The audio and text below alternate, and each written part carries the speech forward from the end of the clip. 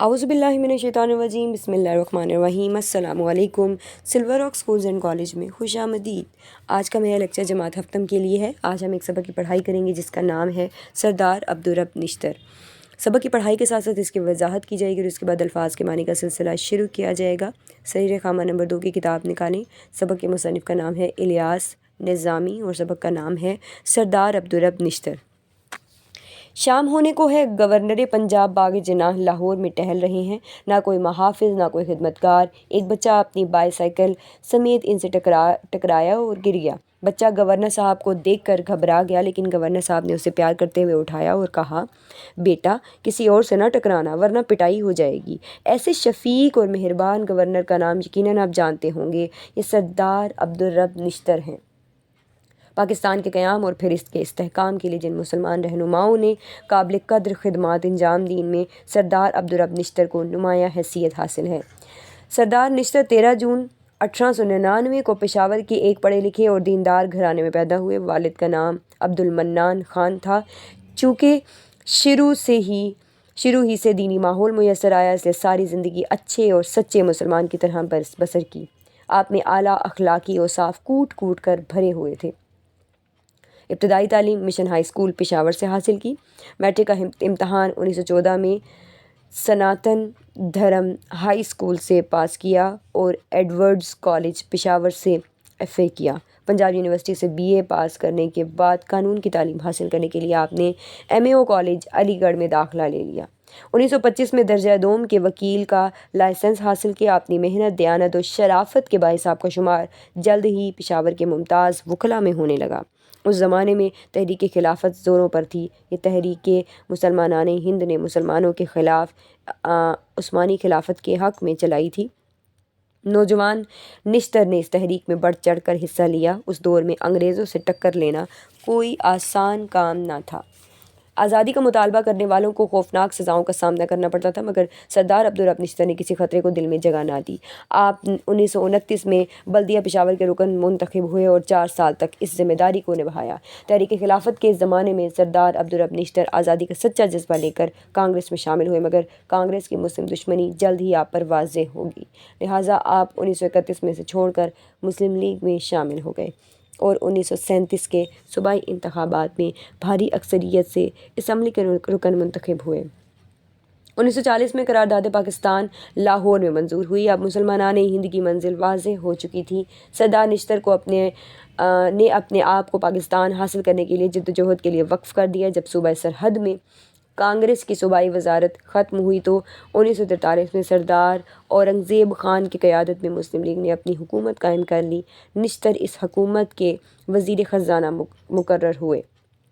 قائداعظم کو آپ کی سیاسی سوجھ بوجھ پر بڑا اعتماد تھا، چنانچہ 1944 میں آپ کو آل انڈیا مسلم لیگ کی مجلس عاملہ کا رکن چن لیا گیا۔ یہ دوسری جنگ عظیم کا زمانہ تھا اور وقت جو گزرتا جا رہا تھا، تحریک آزادی کی شدت میں اضافہ ہو رہا تھا۔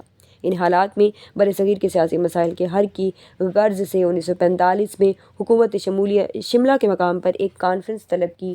اسے شملہ کانفرنس کے نام سے یاد کیا جاتا ہے۔ اس میں مسلم لیگ، کانگریس، اقلیتیں اور حکومت کے نمائندے شامل ہوئے۔ سردار عبدالرب نشتر ان گنے چنے مسلمان نمائندوں میں سے ایک تھے جنہوں نے قائداعظم کے ساتھ کانفرنس میں شمولیت کی۔ شملہ کانفرنس میں سوائے انتخابات کے کسی نکتے پر اتفاق نہ ہو سکا، چنانچہ جب مرکزی اور صوبائی اسمبلیوں کے انتخابات منعقد ہوئے تو سردار عبدالرب مرکزی اسمبلی کے رکن منتخب ہوئے۔ مسلم لیگ نے پاکستان کے نام پر انتخابات میں حصہ لیا، جس کے جواب میں مرکزی اسمبلی کی 30 کی 30 مسلم نشستیں مسلم لیگ کے ہاتھ میں رہیں۔ یہ اس بات کا منہ بولتا ثبوت تھا کہ اب مسلمان ہندو اور انگریز دونوں کی غلامی سے نجات پانے کے لیے سیسہ پلائی دیوار بن چکے ہیں۔ 1946 میں متحدہ ہندوستان کی کابینہ بنی تو سردار عبدالرب وزیر مواصلات مقرر ہوئے۔ 3 جون 1947 کو وائسرائے ہند لارڈ ماؤنٹ بیٹن نے متحدہ ہندوستان کی آزادی اور اس کی تقسیم کے منصوبے کا اعلان کیا۔ اس منصوبے کے تحت صوبہ سرحد میں ریفرنڈم کے ذریعے یہ بھی معلوم کرنا تھا کہ آیا یہاں کے عوام پاکستان کا حصہ بننا چاہتے ہیں یا ہندوستان کا۔ قائداعظم رحمۃ اللہ علیہ کے کہنے پر سردار عبدالرب نشتر نے رائے عامہ پاکستان کے حق میں ہموار کرنے کے لیے پورے صوبے میں جلسوں اور رابطوں کا ایک جال بچھا دیا۔ اللہ تعالیٰ نے آپ کی محنت قبول کی اور سرحد کے عوام نے بھاری اکثریت سے پاکستان کے حق میں فیصلہ دیا۔ 14 اگست 1947 کو جب پاکستان وجود میں آیا تو اب اس کی تعمیر و استحکام کا مسئلہ تھا۔ 20 مسائل منہ کھولے کھڑے تھے۔ ان میں سے ایک بڑا مسئلہ بھارت سے آنے والے لاکھوں لٹے پٹے مہاجرین کی آبادکاری کا تھا۔ نشتر اس وقت پاکستان کے وزیر مواصلات تھے۔ انہوں نے مہاجرین کی آمد و رفت اور آبادکاری میں بے شمار آسانیاں پیدا کیں۔ قائد اعظم رحمۃ اللہ علیہ کی وفات کے بعد 1949 میں آپ پنجاب کے گورنر منتخب ہوئے۔ اس عہدے پر فائز ہوتے ہی آپ نے گورنر ہاؤس کے دروازے عوام الناس کے لیے کھول دیے۔ ہر شخص بغیر کسی رکاوٹ کے آپ سے ملاقات کر سکتا تھا۔ آپ بڑی خندہ پیشانی سے لوگوں کے مسائل سنتے اور حل کرتے۔ نشتر صرف 2 سال گورنر رہے مگر آپ نے اس عرصے میں بہت نیک نامی حاصل کی۔ 1951 میں آپ دوبارہ مرکزی وزیر مقرر ہوئے۔ اب صنعت و حرفت کا محکمہ آپ کے سپرد کیا گیا، لیکن 1945 میں جب خواجہ نظام الدین کی وزارت ختم ہوئی تو آپ بھی فارغ ہو گئے۔ سردار نشتر کو اردو سے بہت محبت تھی۔ ان کی گورنری کے دور میں پہلی بار پنجاب کا صوبائی بجٹ اردو زبان میں پیش کیا گیا۔ اردو کو سرکاری اور دفتری زبان بنانے کے سلسلے میں بھی آپ نے قابل قدر خدمات انجام دیں۔ آپ نہ صرف ایک مدبر اور انصاف پسند سیاستدان تھے بلکہ بہت اچھے شاعر بھی تھے۔ آپ کا ایک مشہور شعر ہے: بس اتنی سی خطا پر رہبری چھنی گئی ہم سے کہ ہم سے قافلے منزل پہ لٹوائے نہیں جاتے۔ آپ نے 14 فروری 1958 کو وفات پائی اور عوام کے پرزور اصرار پر آپ کو مزار قائد اعظم رحمۃ اللہ علیہ کے احاطے میں دفن کیا گیا۔ اللہ تعالیٰ آپ کے درجات بلند فرمائے، آمین۔